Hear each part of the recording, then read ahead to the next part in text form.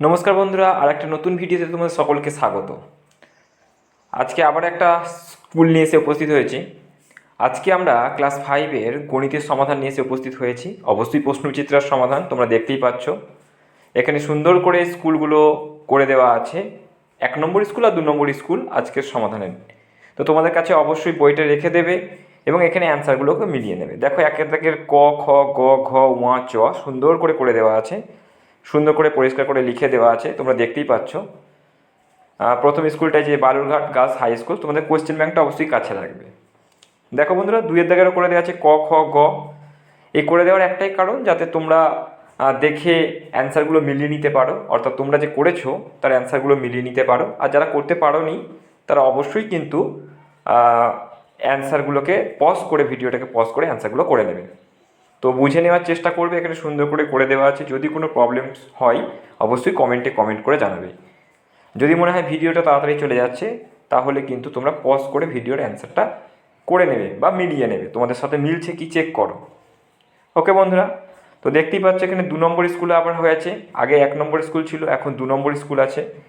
দেখতেই পাচ্ছ একের দাগের ক, খ, গ, ঘ, ঙ, চ, 2-এর দাগের ক, খ সুন্দর করে দেওয়া আছে, প্রত্যেকটা সুন্দর করে লিখে দেওয়া আছে, করে দেওয়া আছে, তোমরা দেখতেই পাচ্ছ। দেখো 2-এর গ আছে।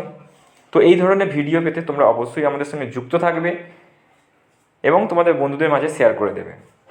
ওকে, আর যদি অন্য কোনো প্রশ্ন নিয়েও সমস্যা থাকে অবশ্যই কমেন্টে জানাবে। ওকে বন্ধুরা, দেখতেই পাচ্ছ 2-এর দাগের ঘ, এটা 2 নম্বর স্কুল চলছে। তোমাদের যদি মনে হয় যে তাড়াতাড়ি চলে যাচ্ছে অবশ্যই পজ করে নিও, মিলিয়ে নাও, তোমাদের সাথে মিলিয়ে নাও। বুঝতে পারছো কি দেখো, না বুঝতে পারলে কমেন্টে জানাবে। সুন্দর করে দেওয়া আছে অ্যান্সারগুলো, পরীক্ষায় কিন্তু কোয়েশ্চেনগুলো এলে এইভাবেই অ্যান্সারগুলোকে করবে। ওকে, দেখতে পাচ্ছ 2-এর ম।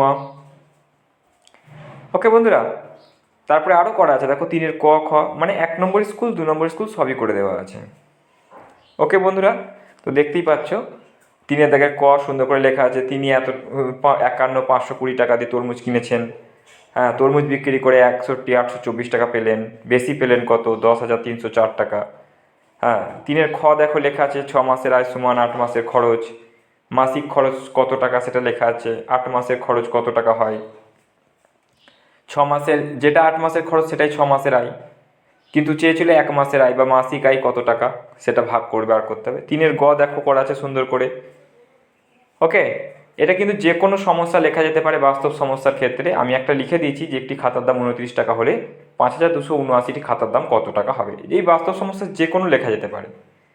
তো এই ছিল 2টি স্কুলের সমাধান। তো আজকের মতো এখানেই শেষ করছি। ওকে বন্ধুরা, বাই বাই।